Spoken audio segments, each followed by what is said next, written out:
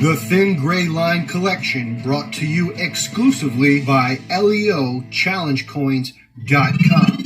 Collect pins, challenge coins, medallions, emblems, patches, and more at LEOChallengeCoins.com. Visit www.LEOChallengeCoins.com.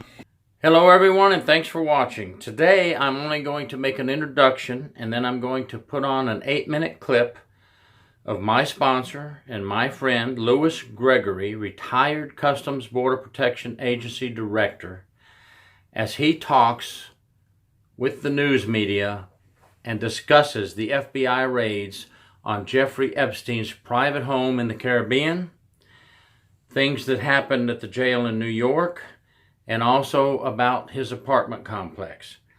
Yes, he was asked, why was a raid of the island not done at the time of Epstein's arrest? You'll see his answer to that.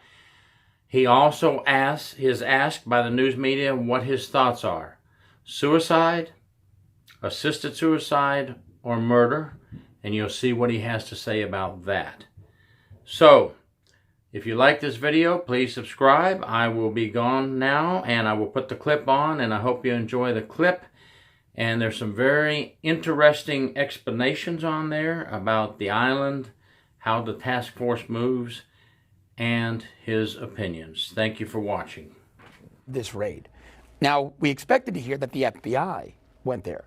Why would CBP, Homeland Security Investigations, all those agencies under the Department of Homeland Security, why might they also be on this raid?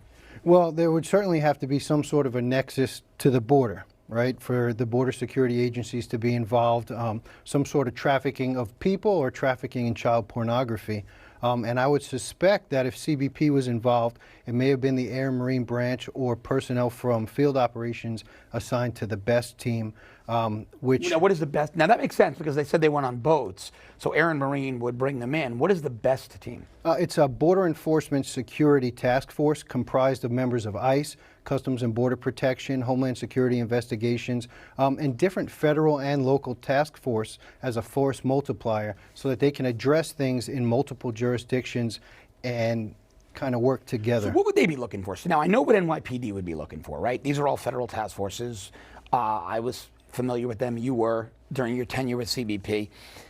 The detectives, some of them are even deputized as federal officers. They call them TFOs, task force officers. So now they're looking for information as it pertains to the New York City angle of the case, things that they might have found in Epstein's townhouse in New York City, and items connecting that to the island and helping them, their FBI counterparts, make the case. But a lot of people don't know that Department of Homeland Security, CBP, what's called HSI, Homeland Security Investigations, they do quite a bit of work when it comes to sex trafficking, especially child sex trafficking. Sure. We would have to assume that's why they were there. What would their angle in the case be? What might they be looking for? Well, I would say that that's what started all of this. But once you start your investigation and it moves forward, it could move into many different things. For instance, there could be some sort of financial crimes involved, right? There could be movement of money, whether that is money through a bank or cryptocurrency. And CBP and HSI would then be involved in that as well? Yeah, HSI would investigate those financial crimes, and they would follow the money, where it came from and where it went, and eventually it's going to expand the investigation. Customs and Border Protection would operate those vessels that you mentioned that brought the personnel over the ocean to this island. Right.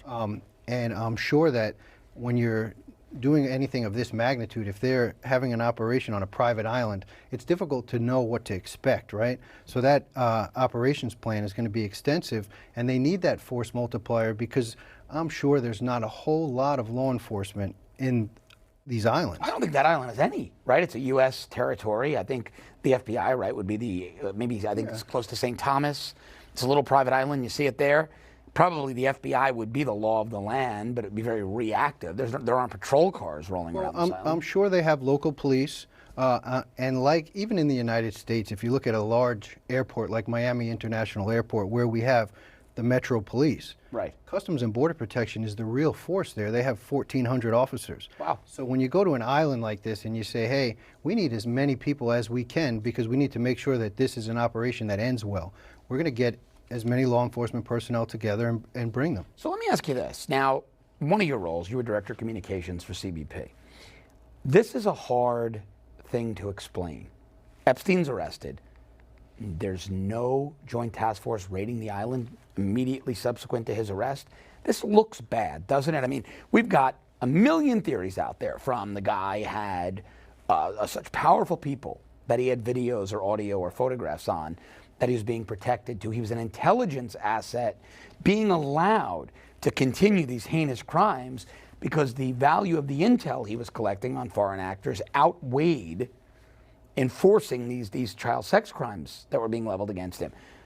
It looks bad from a PR, from a comm standpoint, that the Attorney General of the United States finally, it appears, takes this over personally, and only then, weeks after the arrest, is the island raided. Right. I can't imagine working a confidential informant and looking the other way on something so terrible as abusing children or trafficking people for sexual purposes. I personally can't imagine that happening. That's if you're running a CI, it's a mob case or it's a drug case. But if we're talking about global intelligence services, and he's got damning dirt on major players, I could see that happening. In my experience, I've never seen anything to that extent. Could it happen? I mean, I've watched the show Homeland, right? Yeah, right. I've seen worse happen on there, and a lot of that is based upon things that are facts. I just think that it was a game of hurry up and wait, and they never got to the hurry up part. Now, you guys hold people in facilities. We know that CBP, the Border Patrol, I mean, they're being hammered. Your former agency is being, well, your agency, right? You never really leave in your heart. They're being hammered for the way they treat detainees. So you have quite a bit of experience with how detainees are monitored, because not everybody you're bringing into your facility is somebody that crossed the border. Right. Your agency is also detaining some pretty bad guys, cartel drug members, major players in crime syndicates, trafficking syndicates. Unusual that a defendant this high profile, a prisoner this high profile, because we're now hearing from CBS News, I don't know if you saw the story this morning, that there was screaming and shrieking heard coming from Epstein's cell.